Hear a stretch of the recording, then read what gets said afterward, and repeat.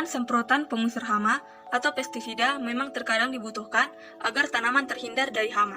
Sehingga pentingnya penggunaan insektisida yang baik dan benar agar terhindar dari kesalahan dalam pengaplikasian. Berikut beberapa hal yang perlu diperhatikan agar tercapainya penggunaan insektisida yang baik dan benar. Pertama, tepat mutu. Pestisida yang digunakan harus bermutu baik, terdaftar, dan diizinkan oleh Komisi Pestisida. Yang kedua, tepat sasaran. Pestisida yang digunakan harus berdasarkan jenis OPT yang menyerang. Yang ketiga, tepat jenis pestisida. Dipilih jenis pestisida yang dianjurkan untuk mengendalikan suatu jenis OPT pada suatu jenis tanaman. Yang keempat, tepat waktu. Waktu penggunaan insektisida harus disesuaikan dengan populasi hama atau kondisi kerusakan yang ditimbulkannya apa telah mencapai ambang ekonomi. Waktu penyemprotan pestisida bisa dilakukan pada pagi hari, tetapi lebih baik dilakukan pada sore hari. 5. Tepat dosis atau konsentrasi. Penggunaan dosis yang tidak tepat akan memengaruhi efikasi pestisida dan meninggalkan residu pada hasil panen sehingga berbahaya bagi konsumen. Tingginya dosis yang digunakan dapat juga memacu timbulnya OPT yang resisten terhadap pestisida yang digunakan. Yang keenam, tepat cara penggunaan. Pada umumnya, penggunaan pestisida dilakukan dengan cara disemprot. Adapun cara penyemprotan yang baik dan benar adalah dilakukan dengan cara tidak melawan arah angin. Kecepatan jalan semprotan sekitar 4 km per jam.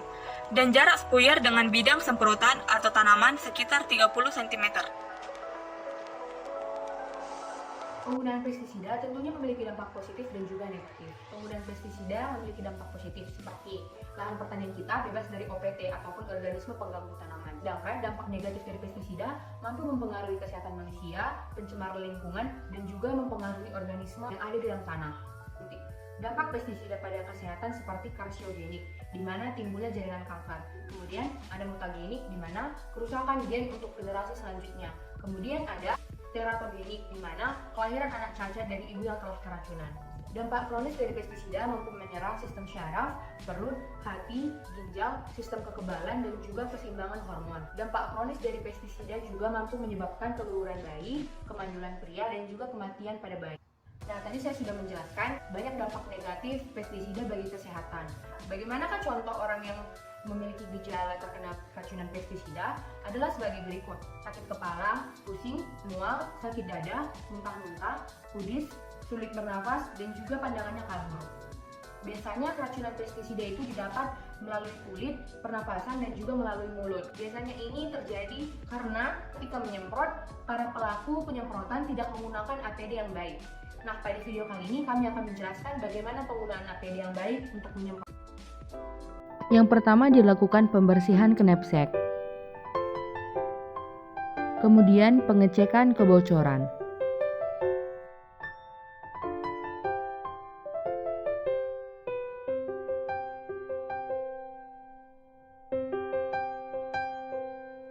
Lalu pengisian knapsack dengan 4 liter air.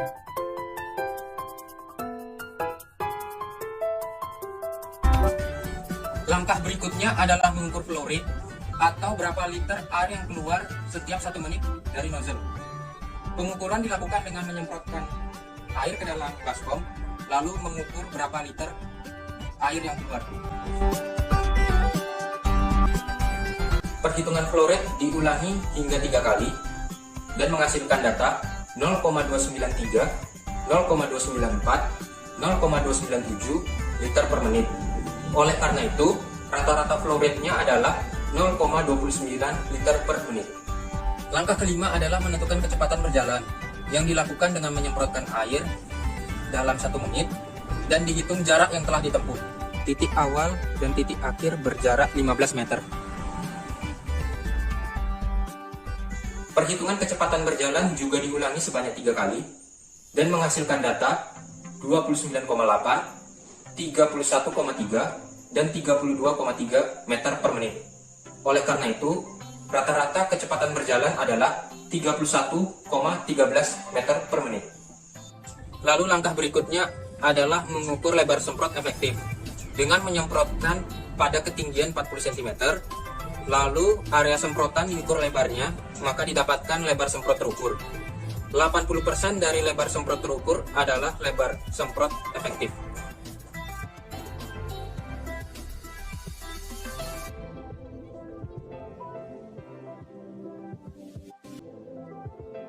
Kemudian, untuk data lebar bidang semprot efektif, pengulangan pertama menghasilkan lebar semprot terukur 71 cm, sehingga lebar semprot efektifnya adalah 0,568 meter.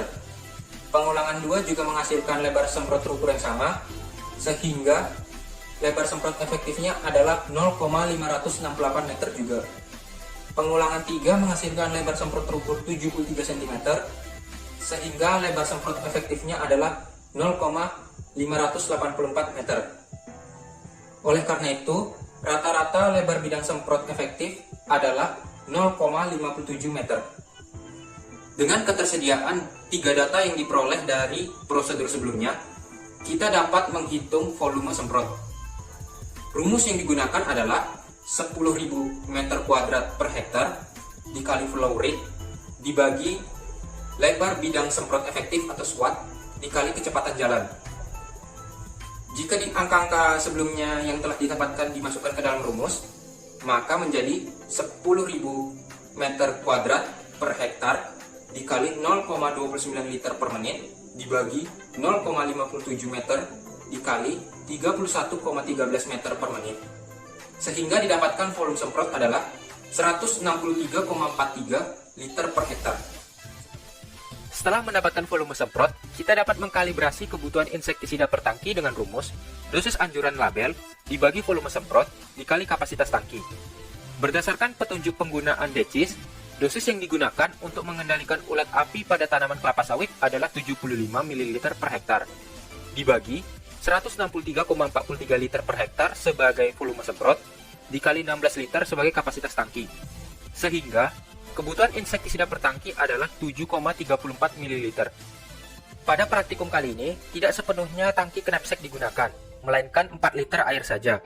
Hal ini dikarenakan jumlah tanaman kelapa sawit yang diaplikasikan insektisida sangat sedikit, sehingga penyemprotan dengan tangki penuh dinilai sangat tidak efektif. Oleh karena itu, perlu dilakukan perhitungan kembali terhadap kebutuhan insektisida per tangki jika volume air yang digunakan adalah 4 liter dengan perbandingan sebagai berikut. Kebutuhan insektisida per tangki dibagi kebutuhan insektisida untuk 4 liter air sama dengan volume air pada tangki dibagi volume air yang digunakan. Sehingga kebutuhan insektisida untuk 4 liter air sama dengan 1,84 ml. Pada praktikum kali ini, hama dan tanaman target yang akan dikendalikan adalah ulat api jenis Cetotocea signa pada tanaman bibit kelapa sawit dengan ciri kerusakan. Jika ada serangan berat dari ulat api jenis Cetotocea signa ini, tajuk daun bisa sampai melidih. Tetapi apabila ulat api ini menyerang daun muda, jelas akan menurunkan produktivitas tanaman. Dan berdasarkan kajian kami, hama ulat api pada tanaman kelapa sawit dapat dikendalikan dengan insektisida DCIS dengan bahan aktif deltamethrin. Dan pada tanaman kelapa sawit yang masih rendah dapat dikendalikan dengan menyemprotkan larutan insektisida DCIS dengan dosis 2 cc per liter air dan disebarkan merata ke seluruh permukaan daun. Sebelum menggunakan insektisida DCIS, ada baiknya kita membaca label yang tertera pada kemasan insektisida tersebut. Dan pada label tersebut terdapat tata cara sebelum mencampurkan pestisida. Dan kita diharuskan menggunakan sepatu boots, lalu menggunakan face shield, serta sarung tangan sebagai alat perlindungan diri dari paparan langsung insektisida. Dan untuk penyimpanan, insektisida ini diharapkan disimpan di tempat yang aman dan jauh dari anak-anak. Insektisida ini memiliki konsentrat cair dan dapat diaplikasikan menggunakan knapsack atau semprotan punggung. Insektisida ini berbahaya bagi hewan ternak dan dapat mencemarkan perairan. Langkah pertama yang digunakan adalah pemilihan target, pemilihan hama, dan juga pemilihan insektisida yang digunakan. Selanjutnya, dilakukan pencampuran insektisida dengan air sesuai dosis yang diperlukan.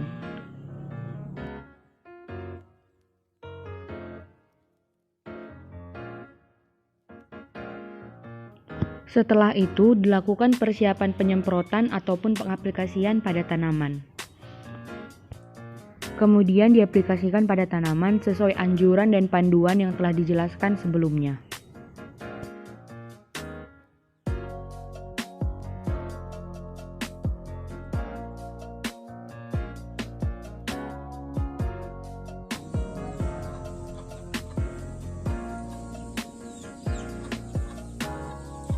Setelah selesai, maka selanjutnya adalah mencuci tangan dengan sabun dan air mengalir, kemudian mengganti pakaian.